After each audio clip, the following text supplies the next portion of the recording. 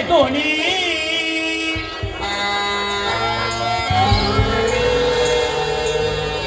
ಅಂದುನಿ ಕಾರಾಗೃಹದಿ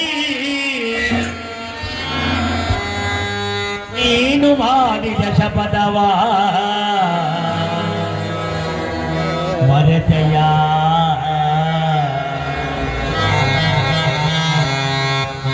ನೀ ಕೌರವರನೆ ಸೇರಿ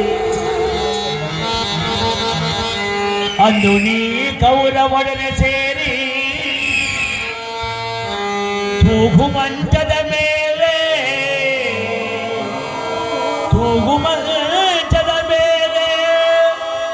ಹಾಯಾಗಿ ನಿದ್ರಿಸುವೆಯ ಶಕುನಿ ಶಕುನಿ ಏನಾಯ್ತು ನೀನು ಮಾಡಿದ ಶಪಥ ಶಕುನಿ ಏನಾಯ್ತು ನೀನು ಮಾಡಿದ ಶಪಥ ನಿನ್ನ ಜನ್ಮವನ್ನು ಸುಡಬೇಕು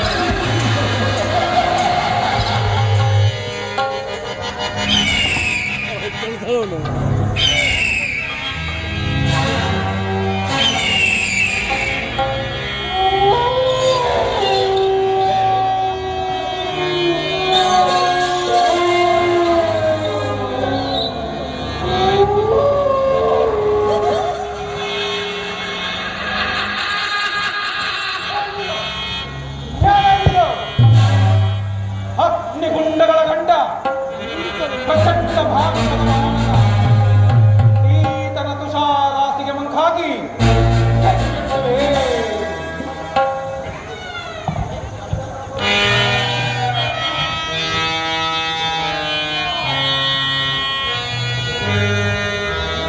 ಗುರುಬುರನ ಹುಟ್ಟಿಸಿ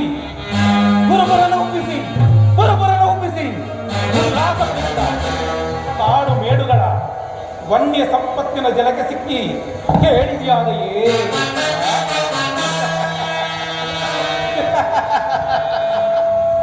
ಈ ಚಂದ್ರನ ಹಯಸ್ಕಾಂತ ದಾಂಪತ್ಯಕ್ಕೆ ಸಿಕ್ಕಿ ಈ ಕಾಂತಾರ ಶಕುನಿ ಶಕ್ತಿ ಕುಂದಿದರೆ ಸಿಯೋಧನ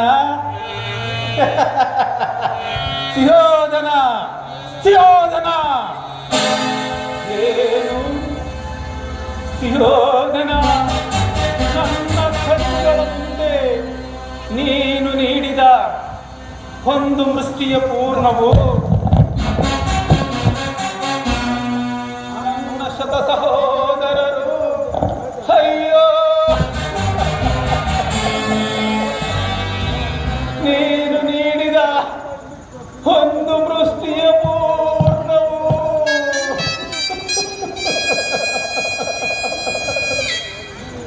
ಅಯ್ಯೋ ಒಂದು ಹೊರಳಿನ ನೀರು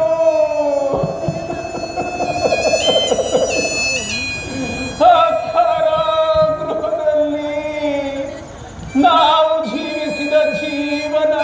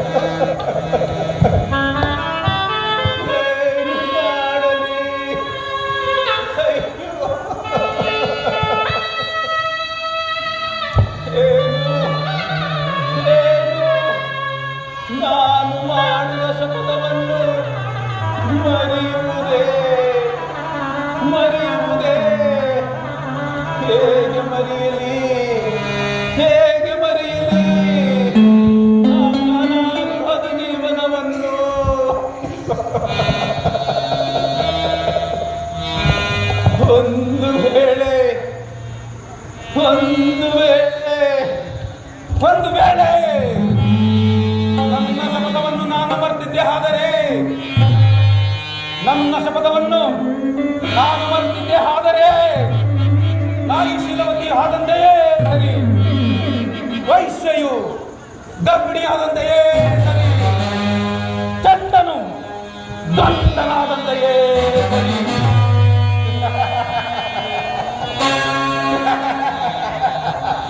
ಸಿಯೋಧನ, ಸಿಯೋಧನ, ಹೋಗು ಸಿಯೋಧನ, ಹೋಗು ಸಿಯೋಧನ, ಗಾಂಧಾರಿ ಗರ್ಭದಲ್ಲಿ ಮತ್ತೆ ಸೇರು.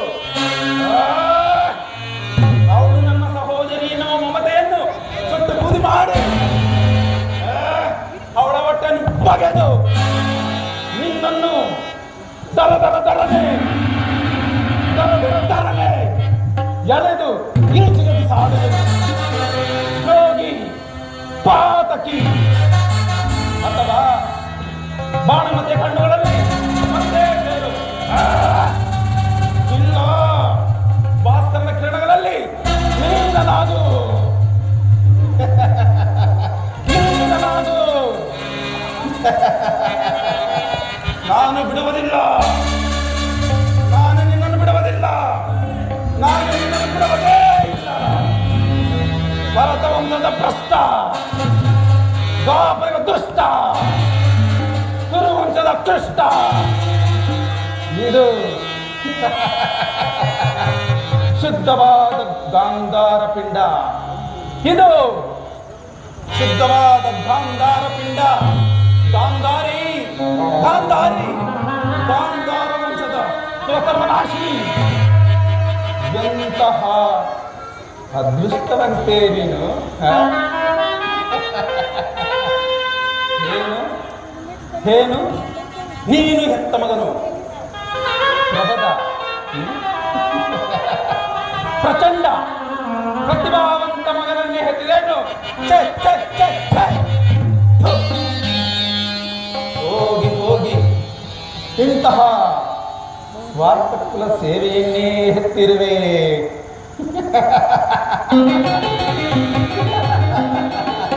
ಇಂತಹ ಸ್ವಾರ್ಥ ಕುಲ ಸೇವೆಯನ್ನೇ ಹೆತ್ತಿರುವೆ.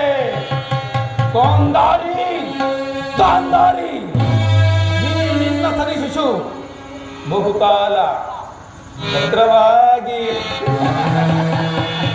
ಬೇರೂರಲು ಈ ನಿನ್ನ ಸಹೋದರ ಶಕುನಿ, ಈ ನಿನ್ನ ಸಹೋದರ ಶಕುನಿ ಇನ್ನು ಜೀವಂತವಾಗಿಯೇ ಇರುವನು. ಹೇಗೆ ಹೇಗೆ ಇನ್ನು ಜೀವಂತವಾಗಿಯೇ ಇರುವನು. ಅಂದು ಅಂದು ಆ ರಾವಣ ಶನಿಯನ್ನು ಮೆಟ್ಟಿ ಹಾಳಾದ ಹಿಂದು ಯೋಧನ.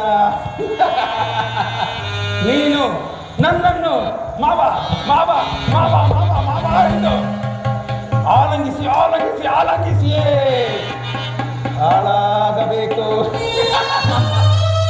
ಹಾಳಾಗುವಂತೆ ಹಾಳಾಗುವಂತೆ ಮಾಡುವೆನು, ಹಾಳಾಗುವಂತೆ ಮಾಡುವೆನು.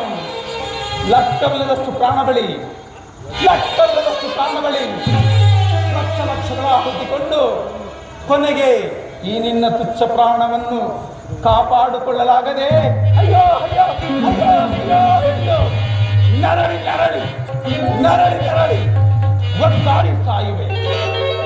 ದ್ರೋಹಿ, ಪಾತಕಿ, ನರಕಿರಾತಕ, ವಂಚಕ. ಈ ನಿನ್ನ ಕುರುವಂಶ ನಾಶವಾಗುವುದನ್ನು ನೋಡಿ ಆನಂದ ಆನಂದ ಪರಮಾನಂದವನ್ನೇ ನಾನು ಹೊಂದುವೆನು, ಪರಮಾನಂದವನ್ನೇ ನಾನು ಹೊಂದುವೆನು.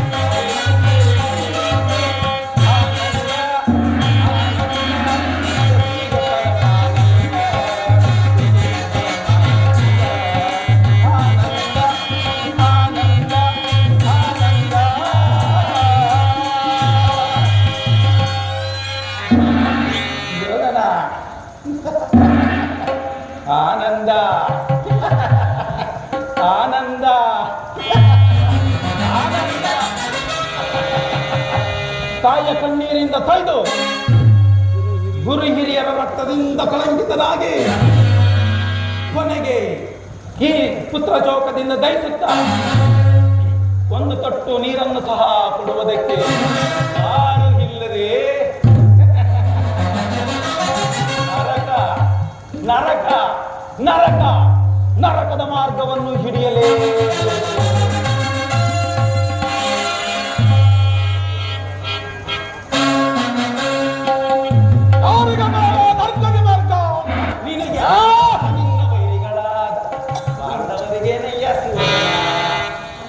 ನಾನು ಮಾಡಿದ್ದು ಮಿಥ್ಯವೇ ಸಕಣಿ.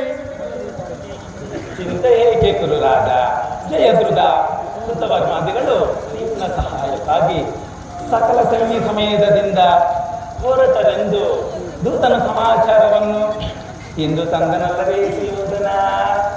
ನಾನು ಅದಕ್ಕಾಗಿ ಚಿಂತಿಸುವುದಿಲ್ಲ ಮಾವ. ಏ ದುರ್ಯೋಧನನು ಅಸಹಾಯ ವೀರನು. ತನ್ನ 2 ತಾಲಗಳಿಂದ ಪಾಂಡವ ಸಮಸ್ತ ಸೈನ್ಯವನ್ನೇ ಎದುರಿಸಬಲ್ಲೆ. ಆದರೆ ಖ್ಯಾತಿ ಹಿಂಸೆ ಕಲಹ ಇದು ಹಚ್ಚಿದವೇ ಮಾವ. ಬಲೆ ಸುಯೋಧನ, ಬಲೆ. ಅಮ್ಮ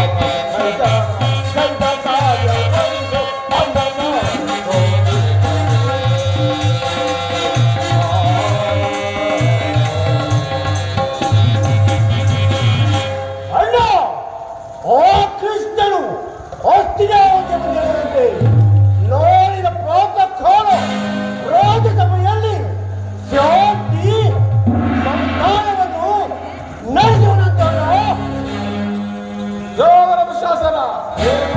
ಕೃಷ್ಣನು ಹಸ್ತಿನಾವತಿಯಲ್ಲಿ ಹೋಗುತ್ತಮ್ಮ ಸಂತಾನಕ್ಕೆ ಸಿದ್ಧರಾದು.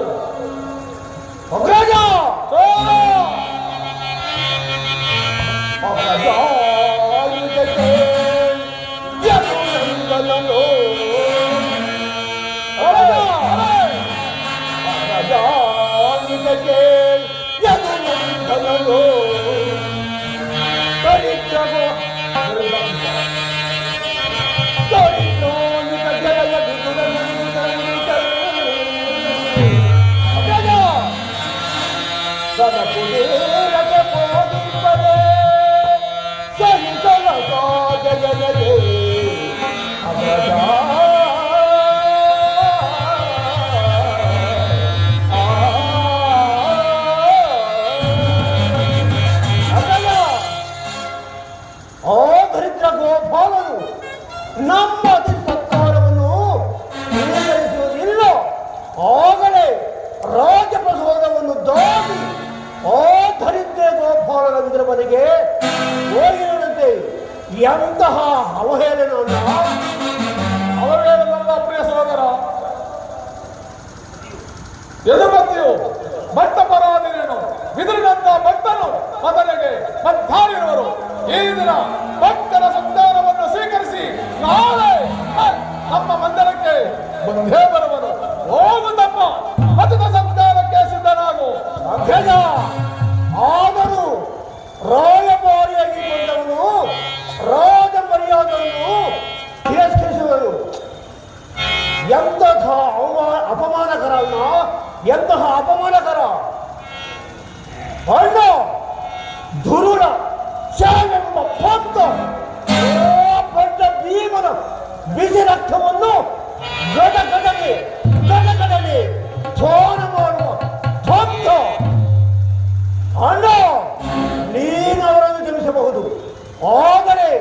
ನಾನು ಮಾತ್ರ ಅವರನ್ನು ಕ್ಷಮಿಸುವುದಿಲ್ಲ. ಅವರ ಹಟ್ಟಹಾಸವನ್ನು ಮಟ್ಟ ಮಾಡಿ ಅವರನ್ನು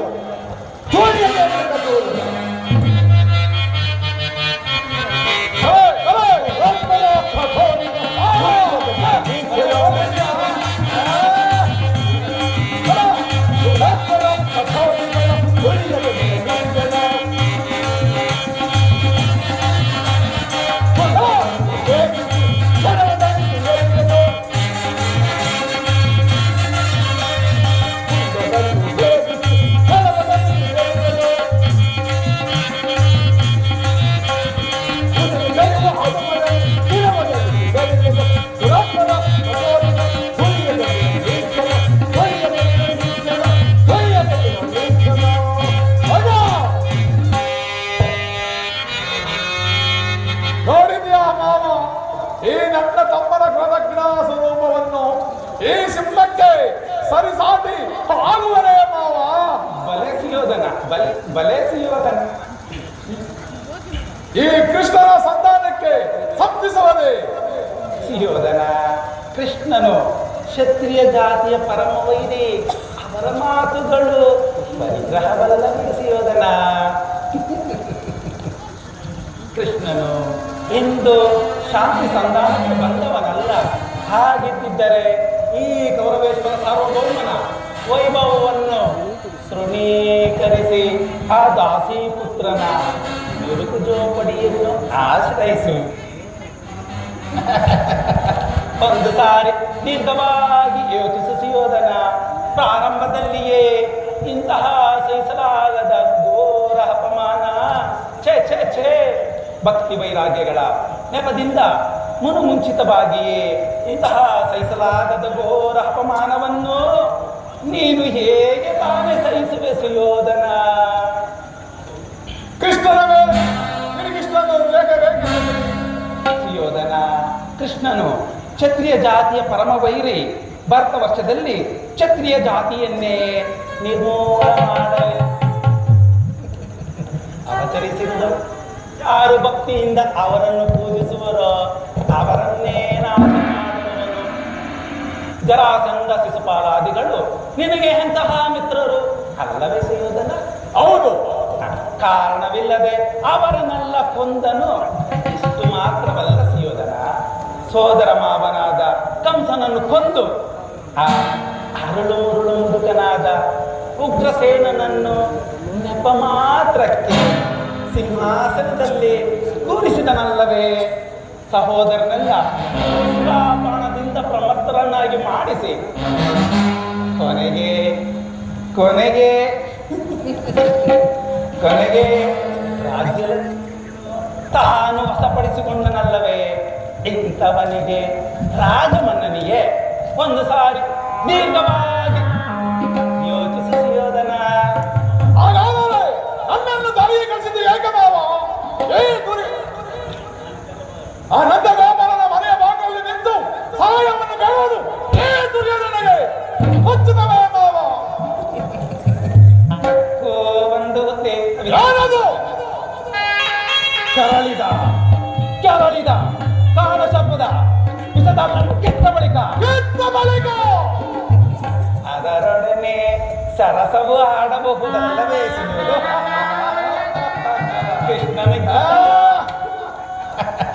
ಕೃಷ್ಣನಿಗಿಂತ ಅವನ ವಿಜಯೋನ್ಮುಖವಾದ ಯಾದವ ಸೈನ್ಯವೇ ನಿನಗೆ ಹೆಚ್ಚಾಗಿ ಅಗತ್ಯವಾಗಿ ಇರುವುದು. ಏಕೆಂದರೆ ಆ ಯದುಪತಿಯನ್ನು ಯಾದವ ಸೈನ್ಯದಿಂದಲೇ ನಾಶ ಮಾಡುವ ಸುಯೋಗವು ನಿನ್ನದಾಗಿರುವುದು. ಎಚ್ಚರ ಸುಯೋಧನ, ಎಚ್ಚರ. ಒಂದು ವೇಳೆ ಕೃಷ್ಣನು ಸೈನ್ಯ ಸಮೇತದಿಂದ ನಿನ್ನ ಪಕ್ಷವನ್ನು ವಹಿಸಿದ್ದೆ ಆದರೆ ಆ ಸಹಾಯವನ್ನು ನೀನು ನಿರಾಕರಿಸಬೇಕಾಗಿತ್ತು. ನೀನು ನನಗೆ ಬೇಡ. ನಿನ್ನ ಯಾದವ ಸೈನ್ಯವು ಮಾತ್ರ ನನಗೆ ಸಾಕು ಎಂದು ನಿಸ್ಸಂಕೋಚದಿಂದ ಹೇಳಬೇಕಾಗಿತ್ತು. ಆದರೆ ಆ ಅರ್ಜುನನು ನಿನ್ನನ್ನು ಸಂಕಟದಿಂದ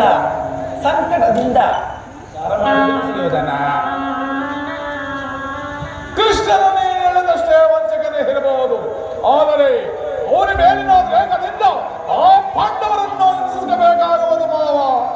ಸುಯೋಧನ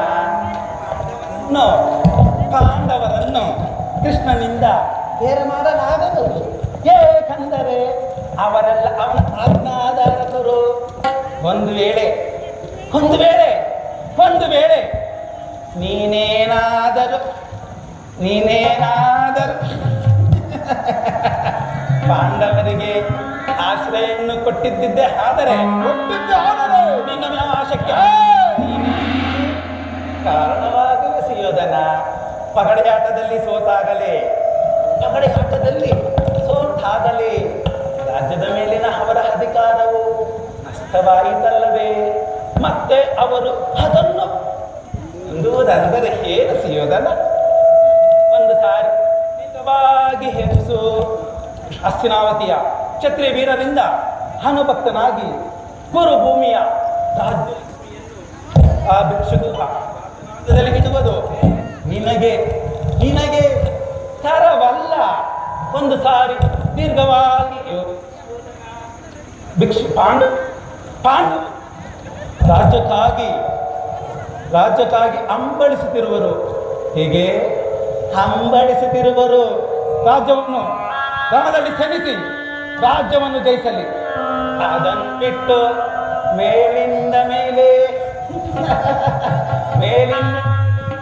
ಮೇಲಿಂದ ಮೇಲೆ ಇಂತಹ ಸೈನಿಕ ವೃತ್ತಿಯೇತಕ್ಕೆ ದೇಹಿ ಎಂದು ಸರಿಯಾಗಿ ಹೇಳಿದ ಸೌಮನ ರಾಜ. ಏನು ಸಗಣಿ ಮಾತ್ರವಲ್ಲ, ಸಮಯ ಸಂಜೀವಿನಿ. ಹೋಗೋಣ. ಸುಯೋಧನ ಈ ವಿಷಯದಲ್ಲಿ ಬಾರಿಗೂ ಪ್ರತಿಷ್ಠೆಯನ್ನು ತೋರಿಸುತ್ತಿರುವ ಆ ವಸುದೇವ ಕೃಷ್ಣನಿಗೆ ತಕ್ಕ ಪ್ರಾಯಶ್ಚಿತ ಆಗಲೇಬೇಕು. ಹೌದು, ಆಗಲೇಬೇಕು. ಈ ವಿಚಾರದಲ್ಲಿ ನನ್ನದೊಂದು ಪುಟ್ಟ ಸಲಹೆ ಇರುವುದು. ಏನದು ಮಾವ?